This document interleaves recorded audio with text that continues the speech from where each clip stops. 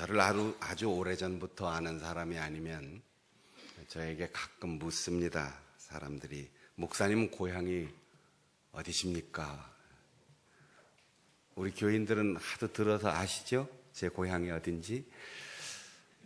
그 사람들이 어디 같아? 내가 이렇게 다시 물으면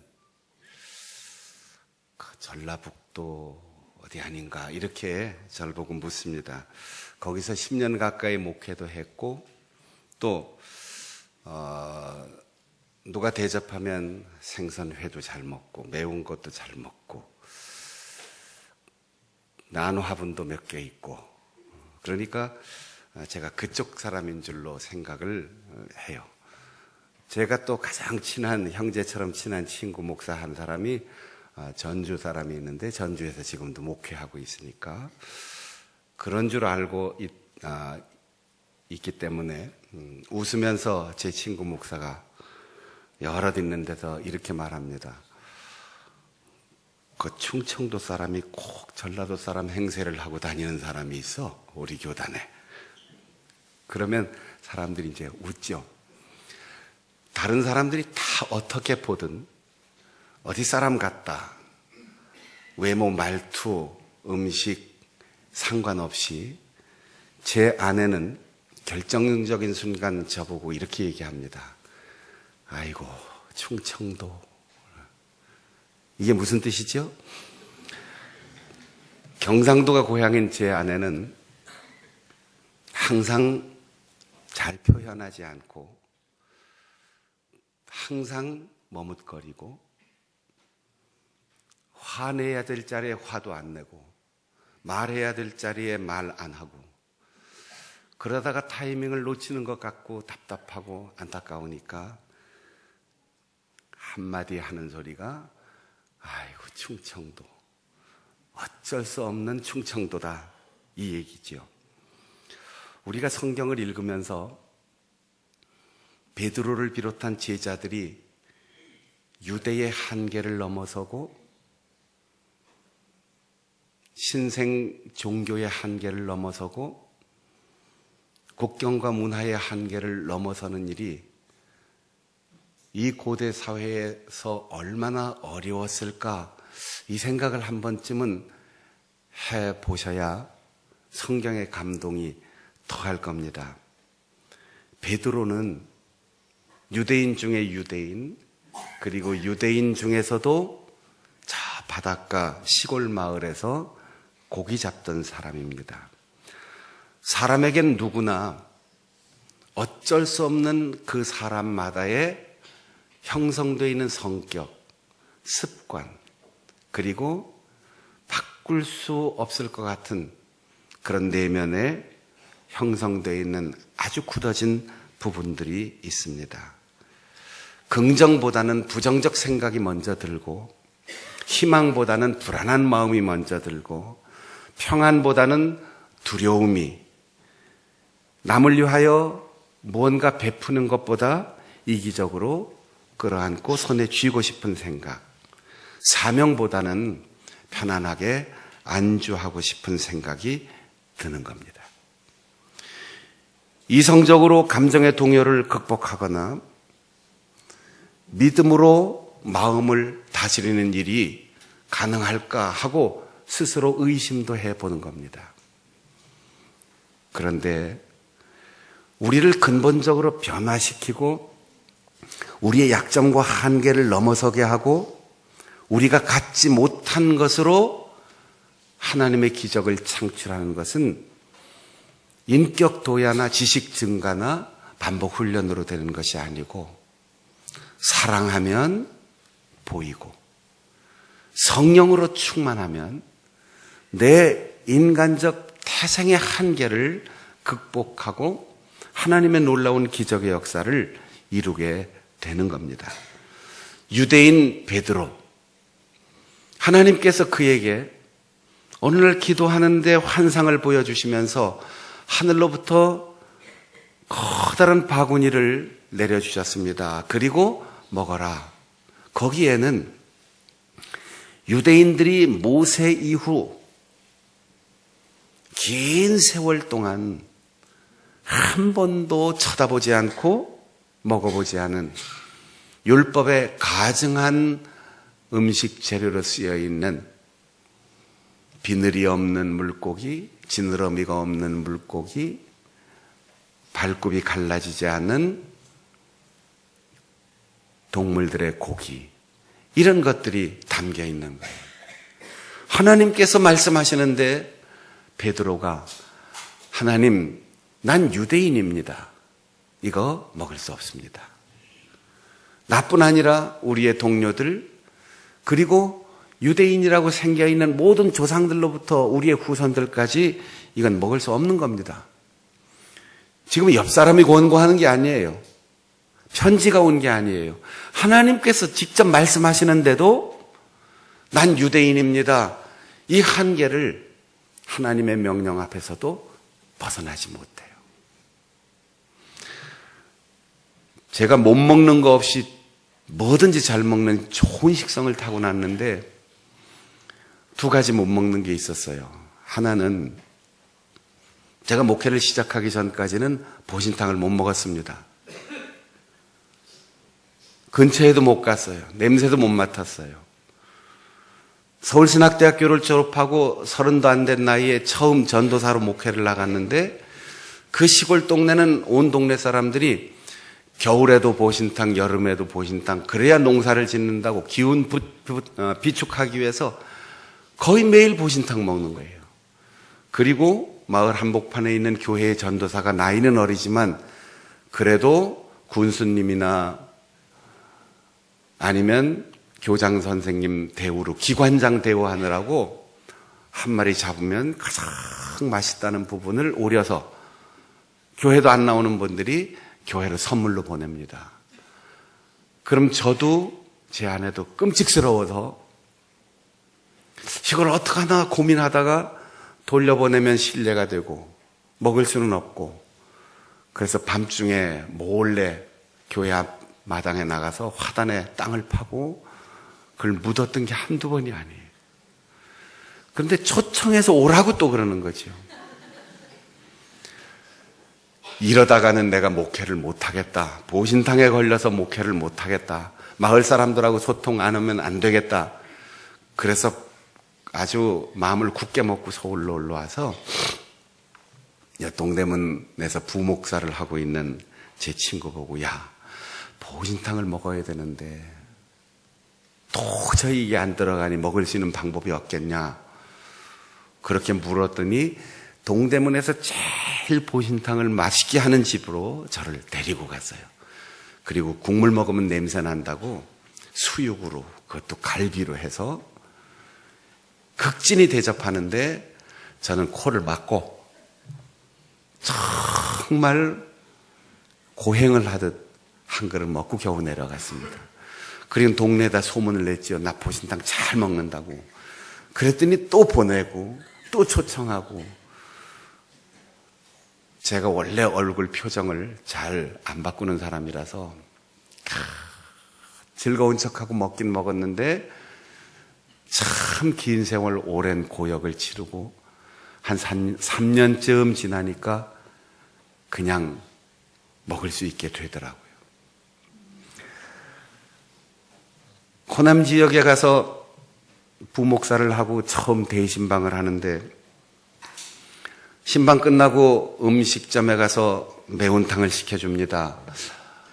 된장찌개만 먹던 제가 매운탕을 먹는 것도 힘들었지만 더 힘든 건 그 안에 든 생선이 이상한 냄새가 나는 거예요.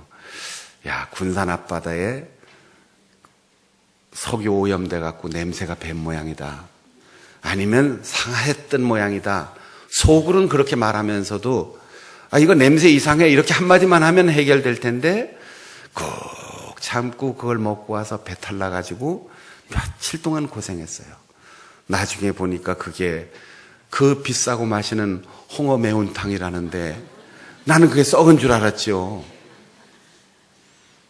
알면서도 그 홍어회나 매운탕을 맛있게 먹을 수 있는 때까지는 10년이 걸렸어요. 10년 지나서 거기서 떠날 때 이제 서울 와서는 그 맛있게 먹게 됐다고요.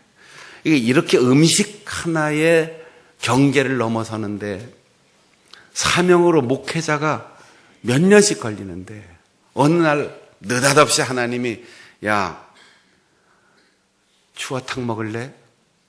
장충동 왔으니까 장충동 족발 먹어야지. 이렇게 하면 유대인 중에 유대인인 베드로가 그걸 선뜻 먹겠습니다 하고 숟가락을 들겠습니까? 하나님 못 먹습니다. 2번 또 못 먹습니다. 3번 또 못 먹겠습니다. 하나님 앞에서도 이 음식 습관과 문화와 율법의 경계선을 넘는데 3번씩이나 하나님이 직접 말씀하셨어요. 그리고 지금 요바에서 머물러 복음 사역하고 기도하는 중에 바로 곁에 있는 바닷가 도시 로마 총독이 주둔하고 그 주둔지에 1000명으로 구성된 예비사단 4개가 있는 그 군사 도시에서 100명의 부하를 거느린 백인대장이 사람을 보내왔습니다. 당신도 기도하고 나도 기도하는데 하나님이 만나라고 하신다. 그러니 우리 집으로 와주십시오. 베드로는 그때서야 음식 얘기가 아니고 율법 얘기가 아니고 하나님께서 복음을 유대인에게만이 아니라 이방인에게라도 전해야 한다라는 비유의 환상을 보여주셨다는 사실을 깨달았습니다. 그리고 가이사랴로 갔어요. 로마의 백인대장은 어떻게 하나님을 알게 됐는지 그 과정을 기록하지 않지만 로마 황제를 신으로 섬기는 그리고 식민지를 칼과 창으로 다스리는 권력의 핵심에 있는 군대 지휘관이 하나님께 규칙적으로 기도하고 있었다는 사실은 말로 설명할 수 없는 놀라운 변화였습니다. 하나님이 3번씩 얘기해도 안 듣는 베드로에 비해서 어떤 경로로 하나님을 알게 됐는지 식민지의 종교를 선택한 고넬료는 마음이 열려있는 사람이었어요. 둘이 만났습니다. 그리고 복음을 선포하였습니다. 하나님만 알던 고넬료와 그 가족에게 십자가에 달려 나를 위하여 죽으신 예수 그리스도, 죽음을 이기고 부활하신 그리스도 예수, 그분을 증거할 때 하나님께서 하늘의 문을 여시고 그 자리에 모인 모든 사람들에게 성령의 세례를 주셨습니다. 베드로는 성령 세례 받은 사람에게 물 세례를 주는 것이 당연하지 않겠느냐. 거기에 모인 모든 사람들이 다 세례를 받았습니다. 베드로의 인격과 베드로의 3년의 훈련과 베드로가 끊임없이 요구받았던 사역에 대한 부담이 움직이지 못하던 그의 마음을 예수 그리스도 십자가의 사랑이 움직이게 했고 성령께서 그의 두려움과 편견을 깨게 하였습니다. 사랑하는 성도 여러분, 난 왜 이러지? 난 왜 이거밖에 안 될까? 난 왜 이 한계에 부딪힐 때마다 좌절할까? 그래서 난 안 돼. 이런 생각이 우리의 가슴에 꽉 차서 부정적인 성격을 만들어갈 수 있어요. 다른 사람은 다 되는데 난 그 사람만은 용납이 안 돼. 다른 일 몰라도 그 일만은 내가 잊을 수 없어. 그런 것들이 우리의 삶에 얼마나 많습니까? 여러분, 그런 이유, 그런 핑계, 그런 편견, 그런 아집, 합당한 우리의 마음가짐 다 괜찮아요. 당연해요. 그런데 그것을 넘어설 수 있는 방법 단 한 가지입니다. 100가지, 1000가지도 더 넘는 부정적인 이유를 넘어서는 예수 그리스도의 십자가의 사랑, 성령의 권능, 이것 아니면 베드로가 어찌 로마 장교를 만날 수 있고 베드로가 어찌 터키를 그리고 로마를 복음을 들고 갈 수 있겠습니까? 어린이날을 지나면서 여러분 자녀들에게 무슨 선물을 해주셨나요? 어떻게 우리 아이들 길을 살려주셨나요? 때때로 필요한 것들이 있겠지만 우리의 자녀들이 예수 그리스도의 십자가의 사랑을 선생님이나 전도자가 아닌 부모님을 통해서 선물 받을 수 있기를 축복합니다. 아버지, 어머니를 통하여 복음을 듣는다면 얼마나 행복할까요? 그리고 아버지가 손을 얹고 어린 자녀들이 잠자리 머리맡에서 기도해 줄 때, 우리의 자녀들이 식탁에서 가정예배 시간에 우리 교회 학교에서 성령의 세례를 받아 성령 충만한 자녀들이 된다면 작은 교회인 우리의 가정이 얼마나 행복하고 큰 가정인 우리의 교회가 얼마나 행복할까요? 사랑이 아니고는, 성령이 아니고는 편견을 넘어설 수 없습니다. 부부간의 대화가 잘 안 되십니까? 부모와 자녀 간에 같은 모국어를 쓰면서도 의사소통이 불가능합니까? 십자가의 사랑을 기억하고 있는지 질문하십시오. 그리고 성령이 소멸되지 않았는지 깊이 성찰하십시오. 그래서 말씀으로 돌아가 십자가의 사랑을 기억하고 무릎 꿇고 기도하여 하나님께 부르짖어 성령의 충만함을 회복하십시오. 사랑과 성령만이 자신의 편견뿐 아니라 국경과 신분을 넘어서게 합니다. 요즘은 다문화 가정들이 참 우리나라에 많아지고 외국인들이 우리나라에 와서 노동자로 또 취업하고 결혼한 그런 가정들이 많습니다. 제가 어릴 때는 외국인하고 결혼하는 일이 아주 희귀한 일이라서 그런 경우를 가리켜 국제결혼이라는 말을 썼어요. 국제결혼. 요즘 이런 말은 이제 사전에 있는지 모르겠어요. 다 잊어버렸죠. 한 번은 제 고향 제천에서, 지금도 한 승용차로 2시간 정도는 돼야 올라올 수 있는데, 옛날에는 한 서너 시간 기차를 타고 청량리역에서 내려서 국제선 항공기를 탈 수 있는 김포공항까지 아주 어려운 길을 가야만 했습니다. 그런데 우리 교회, 고향교회 장로님 딸이 미국으로 결혼을 하게 돼서, 그야말로 국제 결혼을 하게 돼서 미국을 가는데 환송식을 교회에서도 했고, 그분 환송을 하기 위해서 김포공항까지 우리 교인들이 다 몰려왔어요. 그리고 큰 공항 대합실 기둥 옆에서 또 송별 예배를 거기서 또 드렸다고요. 이게 얼마나 희귀한 일인지 거기까지 와서, 요즘 그러기로 들면 인천공항은 아마 수용이 안 될 것 같아요. 거기까지 와서 또 눈물을 흘리면서 언제 다시 볼까, 우리 다시 만날 때까지 하나님이 함께 계셔 찬송하면서 또 송별 예배를 드렸어요. 지금도 비행기를 타는 일은 그리 수월한 일은 아니고, 국경을 넘어서서 비자를 받는 일도 그리 쉬운 일은 아닙니다. 게다가 이제는 우리가 가는 게 아니고 이 땅에 수만 명의 외국인들이 와서 살고 있습니다. 그들에 대한 편견과 그리고 혈통이 다르다는 의식을 우리가 넘어서야 해요. 그런데 참 어렵죠? 우리가 가장 넘어서기 어려운 국경이 어디입니까? 남과 북의 국경이에요. 지금은 오랜 세월이 흘렀으니까 고구려, 백제, 신라 이거 따지는 사람들 없지만 우리는 아직도 전쟁의 상처가 우리 속에 있어서 남과 북이 아무리 웃으면서 만나도 왠지 불안하고 왠지 두렵고 의심스러워요. 속았는데, 빨갱이들에게 속았는데. 근데 사실 우리는 빨갱이들에게 속은 게 아니고 우리끼리 속이며 살았어요.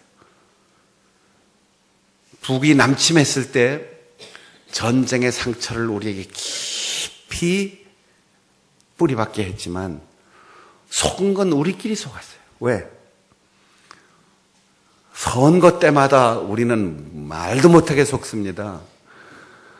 행복한 대한민국을 만들겠습니다. 경제 대국을 만들겠습니다. 우리 구청을 잘 살리겠습니다. 우리 지역구를 살리겠습니다. 국회의원들이, 지방자치단체장 후보들이 얼마나 거짓말 많이 했어요. 마치 사랑이 넘치는 사람인 것처럼 선거 앞두고 후보 시절에 양로원도 가고 고아원도 가고 물건들 쌓아놓고 사진도 찍고 어린애도 안아주고 손잡아주고 시장에 와가지고 반찬 냄새 나는 손도 잡아주고 끌어안아주고 선거 끝나고 당선되고 나서 다음 선거 때까지 다시는 오지 않아요. 그런데도 우린 다 잊어버리고 살잖아요. 우리가 또 받아들이기 어려운 것이 그 남침을 도왔던 중국, 소련, 이제 소련이라는 말 쓰는 사람은 이제 한참 나이가 많은 분들이죠. 러시아, 또 하나, 일본. 해방된 지 우리 교회 역사하고 똑같은 72년이 넘었는데 지금도 우리는 74년이네요. 지금도 우리는 일본 말을 들으면 왠지 기분이 썩 안 좋은 어른들이 있어요. 야, 다른 경기는 다 져도, 다른 나라하고는 져도 일본한테는 지면 안 된다. 이게 우리의 역사의 한계예요. 문화의 한계예요. 그리고 아직도 공산 통일된 베트남을 가리켜 월남이라 그러면서 월남이란 나라가 지상에서 영원히 사라졌다. 그러면서 우리는 어딜 갑니까? 제가 지난달에도 베트남 호치민을 갔다 왔는데 아직도 사이공 갔다 왔니? 이렇게 묻는 사람들이 있더라고요. 이렇게 한계를 넘어서는 일이 얼마나 어려운지요. 그러니까 베드로가 3번 만에 알겠습니다 하고 받아들인 것은 굉장한 진보입니다. 3번씩이나가 아니고 3번밖에 하나님 말씀 안 하셨는데 알겠습니다 하고 들었어요. 여러분, 우리의 신앙생활의 경험 보세요. 전 내 속으로 낳은 자식인데 아빠 엄마가 10년을 얘기했는데 안 들어. 평생을 말했는데 너 그거 안 들어. 평생을 한 입을 덮고 살았는데 저 사람이 내 남편인가? 저 사람이 내 아내인가? 우리 부모님이 이런 분인 줄 알았는데 세상에 그런 면이 있었는가? 목회를 몇 년씩 하고 10년, 20년 그렇게 설교를 했는데도 저렇게, 여러분 보면서 하면 또 시험 들 수 있으니까 저렇게 변하질 않을까? 이런 생각이 들 수 있어요. 베드로는 하나님이 3번 말씀하실 때 알았습니다. 십자가의 사랑으로 만나겠습니다. 성령께서 내 불순종하는 마음을 변화시켜 주시고 도와주시옵소서. 그래서 가이사랴 군사주둔지 총독이 주둔하는 그 지역을 찾아갔습니다. 사랑으로 말씀을 전하니 구원받는 역사가 일어났고 성령의 역사가 일어났습니다. 다 같이 한번 해보겠습니다. 사랑으로 말씀을 선포하면 성령으로 역사가 일어난다. 사랑으로 말씀을 선포하면 성령으로 역사가 일어난다. 우리는 부모님에게 신앙유산을 물려받지 못했어도 스스로 예수를 믿은 세대들이 많습니다. 예수 그리스도를 만나고 성령 충만한 교회 시대에 행복하게 신앙생활 하였습니다. 부모보다 공부도 많이 했어요. 부모님이 물려주시지 않았어도 우리의 손으로 부를 소유했어요. 우리 부모님들보다 비행기 타고 더 멀리 자주 나갔고 큰 일들을 감당해 냈습니다. 하나님이 교회 역사와 더불어 우리에게 주신 은혜입니다. 이번 한 달 동안 우리의 자녀들을 위하여, 우리의 부모님을 위하여, 우리의 부부관계를 위하여, 우리의 스승들을 위하여, 우리의 가정을 돌아보고 교회를 돌아보는 이 소중한 계절에